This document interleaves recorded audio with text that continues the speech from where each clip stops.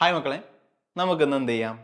നിങ്ങൾക്ക് ഗെയിമിന് ചോദിച്ചിട്ടുള്ള 3 ഇമ്പോർട്ടൻ്റ് ആയിട്ടുള്ള ചോദ്യം എന്ത് ചെയ്യാം, ഒന്ന് വർക്കൗട്ട് ചെയ്യാം. ഫസ്റ്റ് ക്വസ്റ്റ്യൻ നിങ്ങൾ വായിക്കുക. The P H of A solution is 4, then it's OH minus ion concentration എന്നാ ചോദ്യം. ഇക്വിലിബ്രിയം എന്നുള്ള ചാപ്റ്ററിലെ ചോദ്യമാണ്. പി എച്ച് തന്നിട്ട് OH മൈനസിൻ്റെ കോൺസെൻട്രേഷൻ ആ ചോദ്യം അല്ലേ.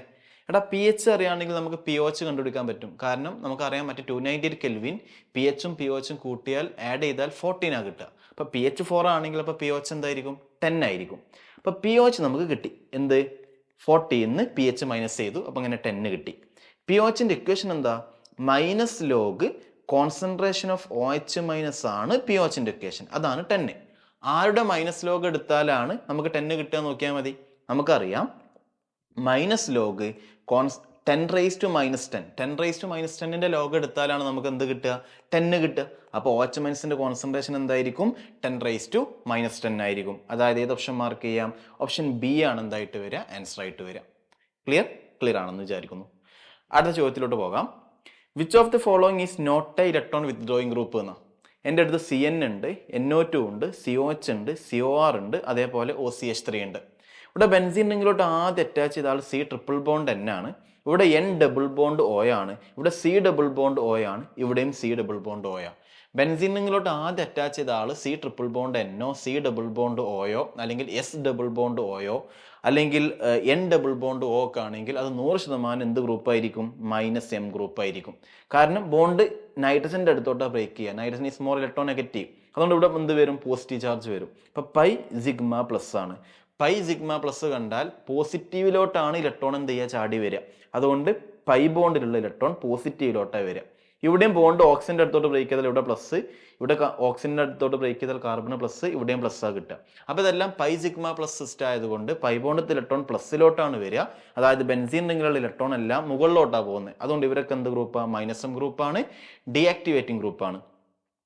ഇത് ഡീആക്ടിവേറ്റിംഗ് ഗ്രൂപ്പ് അല്ലാത്തത് ഏതാണെന്നാണ് ചോദ്യം. ഇലക്ട്രോൺ വിത്ത്ഡ്രോയിങ് ഗ്രൂപ്പ് അല്ലാത്തത് ഏതാണെന്നാണ് ചോദ്യം. ഇവിടെ ഇത് നോക്കിക്കേ, ബെൻസീൻ നിങ്ങളോട് ആദ്യം അറ്റാച്ച് ചെയ്ത ആൾ ഓക്സിജൻ അല്ലേ. ഓക്സിജൻ്റെ അടുത്ത് ലോൺ പെയർ ഉണ്ടാലോ. അപ്പോൾ lone pair sigma pi. Lone pair sigma pi കണ്ടാൽ ലോൺ പെയർ പൈയിൻ്റെ അടുത്തോട്ടാണ് ഡീലോക്കലൈസ് ചെയ്യുക.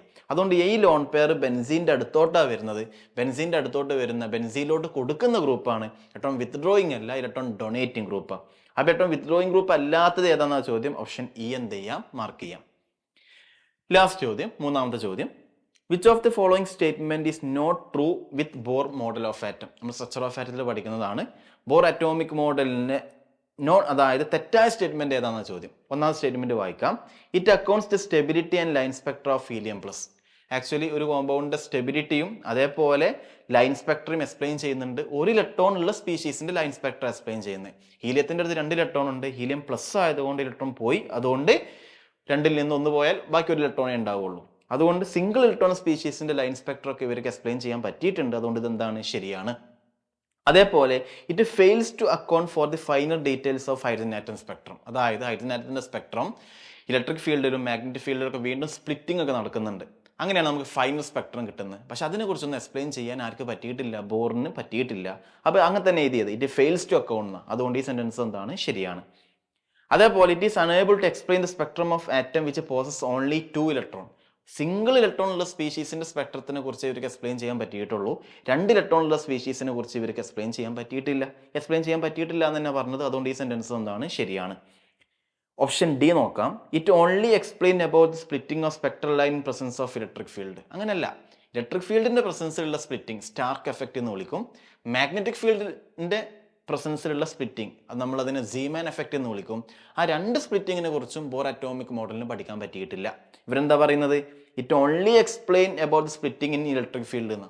ഇലക്ട്രിക് ഫീൽഡിന്റെ സമയത്തുള്ള സ്പ്ലിറ്റിങ്ങും ഇവർക്ക് എക്സ്പ്ലെയിൻ ചെയ്യാൻ പറ്റിയിട്ടില്ല ആക്ച്വലി. അതുകൊണ്ട് ഈ സെന്റൻസ് ആണ് തെറ്റായിട്ട് വരിക. അപ്പോൾ തെറ്റായ സ്റ്റേറ്റ്മെന്റ് ഏതാണെന്ന ചോദ്യം. ഓപ്ഷൻ ഡി എന്ത് ചെയ്യാം? മാർക്ക് ചെയ്യാം.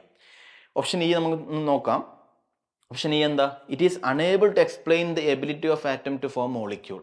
നമുക്കറിയാം ആറ്റത്തിന് കെമിക്കൽ ബോണ്ടിലൂടെ മോളിക്യൂൾ ഉണ്ടാക്കാൻ പറ്റൂ അല്ലേ. പക്ഷെ അതിനെ കുറിച്ചൊന്നും ആരും എക്സ്പ്ലെയിൻ ചെയ്തിട്ടില്ല. ബോർ അറ്റോമിക് മോഡൽ വെച്ചിട്ട് എക്സ്പ്ലെയിൻ ചെയ്യാൻ പറ്റില്ല. അതുകൊണ്ട് it is unable to explain ആണ്. അതുകൊണ്ട് ഈ സെന്റൻസ് എന്താ? ശരിയാണ്. അപ്പോൾ തെറ്റായ സ്റ്റേറ്റ്മെന്റ് ഓപ്ഷൻ ഡി മാത്രമേ വരുന്നുള്ളൂ. അപ്പോൾ 3 ക്വസ്റ്റ്യനും ആക്ച്വലി സിമ്പിൾ ആയിട്ടുള്ള ക്വസ്റ്റ്യൻ തന്നെയാണ്. അതായത് പഠിച്ച കുട്ടികൾക്ക് ചെയ്യാൻ പറ്റും. അതുകൊണ്ട് നിങ്ങൾ മാക്സിമം ഈ സമയം എന്ത് ചെയ്യുക, പഠനത്തിന് വേണ്ടി മാറ്റി വെക്കുക. മാക്സിമം PYQ ക്വസ്റ്റ്യൻസ് എന്ത് ചെയ്യുക, വർക്കൗട്ട് ചെയ്യാം. നമുക്ക് വീണ്ടും എന്ത് ചെയ്യാം, ഇതേപോലത്തെ ക്വസ്റ്റ്യൻസ് ഈ ഒരു സെക്ഷനിൽ നമുക്ക് വീണ്ടും എന്ത് ചെയ്യാം, എടുക്കാം. അതുവരെ